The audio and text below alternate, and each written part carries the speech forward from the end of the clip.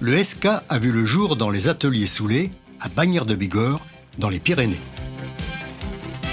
L'entreprise familiale travaillait pour la SNCF depuis 1936. Dans les années 80, elle se reconvertit dans les transports urbains et développe le système automatique SK. L'aventure a démarré avec Soulet. On a fait un prototype de pince. Et puis après, on a fait un prototype qui faisait une boucle où il y avait un véhicule complet, puis une plateforme pour qu'il y en ait au moins deux.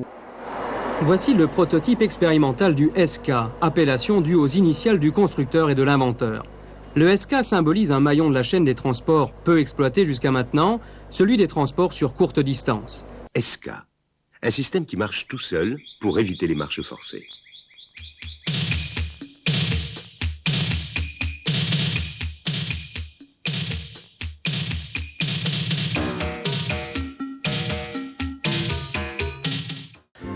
Et c'est le début d'une consécration internationale.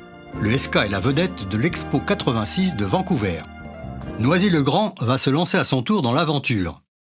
Décision est prise de construire une ligne de 560 mètres dans le futur quartier d'affaires du Mont-Est. La construction de la ligne de Noisy s'achèvera le 22 février 1993. Elle devait desservir 355 000 mètres carrés de bureaux.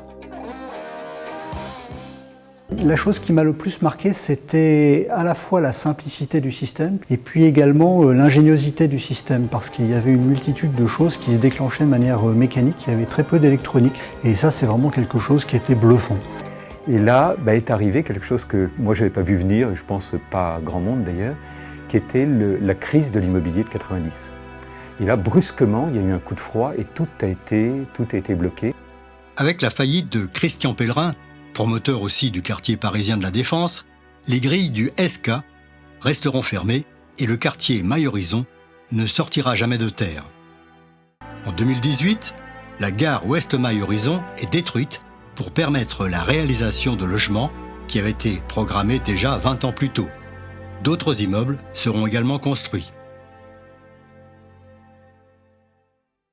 Dans le même temps, un appel à projet est lancé pour reconvertir le site et faire vivre le quartier et le dynamiser. Sont prévus des espaces conviviaux avec café et restaurants, des animations culturelles et une programmation événementielle. C'est une histoire marquante dans l'histoire des transports et je trouve ça très bien que ça devienne un lieu de vie et que tout le monde puisse justement se raccrocher et découvrir qu'à Noisy s'est passé quelque chose d'important. Et donc je trouve que c'est un très beau projet pour l'avenir.